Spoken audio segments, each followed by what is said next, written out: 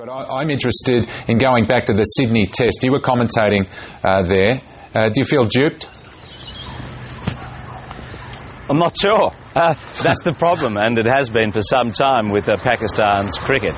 You just can't take anything at face value. I mean, it's a country in chaos, as we're seeing at the moment, and the cricket's been in chaos. They've changed captains more than the Italians had changed government. So you have a totally chaotic situation there, lots of factions, and so it's no surprise that the team's prone to these startling collapses that we've seen again in England. Now, whether you can say that these are manufactured in some way for the delight of bookmakers and other nefarious people is another matter, and this continues to be the problem with so much of what happens in that part of the world, where they've got a soft culture and easily corruptible young players. And it looks like this is a classic example of that again, where the easy money has just been too much for them to avoid. And how did you feel then watching it unfold over the weekend, as we all did, and the video obtained by the News of the World? Do you feel now that the recent series should be heavily investigated, as they are going to be? Well, it's not so much a series as these isolated incidences that clearly those that feel they can make some money out of can get away with. I mean, this has been a problem in the past, and it's been very hard to nail when you talk about this spot betting.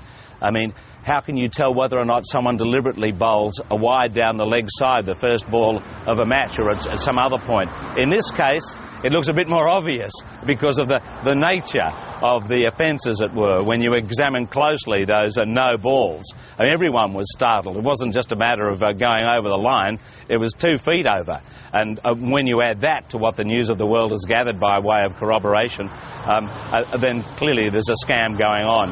And it'll be no surprise if the England and Wales Cricket Board don't insist, given that they've been very generous to Pakistan in recent months with staging of matches on their soil, which because of Pakistan's problems with playing at home, that at least a couple of the players who are under the microscope be rested from this series of 2020s and one days that England are about to play. I mean, imagine the situation for the England players, the hollowness they must be feeling about having to continue to play against a side that's been compromised, at least 3 or 4 of the players at any rate.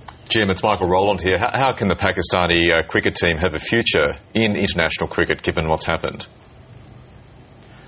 Well, this is a very good question. I noticed that Javed Miandad, one of their famous former players and coaches, said the whole team should come home and they should send a new one out. Yes, they're in a very awkward situation, and we have to wait for the inquiry from Scotland Yard and the ICC to continue to, I suppose, before we can press hard on this. We need a little bit more evidence that comes from these investigations, and maybe charges will be pressed, and from there, yes, Pakistan are going to have a big credibility problem. Whatever occurs from here, they're due to play in Abu Dhabi and Dubai against South Africa in 6 weeks' time. All that must come under question at this point, but let's wait for a little bit more investigation to take place so we can probably establish some more facts.